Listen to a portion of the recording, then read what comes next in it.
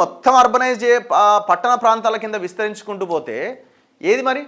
అందుకే ఇవాళ ఎండ కొడితే ఎండ, వాన అయితే వాన, చలి అయితే చలి, విపరీతమైన వానలు, విపరీతమైన ఎండ, విపరీతమైన చలి. వాతావరణంలో అతి భయంకరమైన మార్పులు ఎందుకు వస్తున్నాయి? ఇగో దీనివల్లనే. దానికి కూడా ఒక పద్ధతి, ఒక ప్రణాళిక ఉండాలి. ఇక చేసుకుంటూ వెళ్ళిపోతే ఎట్లా? ఇక హైదరాబాద్ భగ్గున మండుతుంది రాబోయే రోజుల్లో. ఇప్పటికే టెంపరేచరు 45 క్రాస్ అవుతున్నది ఒక్కొక్క సందర్భంలో. 45 క్రాస్ అవ్వడం ఒక ఎత్తు, కాన్స్టాంట్గా ఒక 10-15 రోజులు అదే టెంపరేచర్ కంటిన్యూ అవుతున్నది. ఇది చాలా ప్రమాదకరం.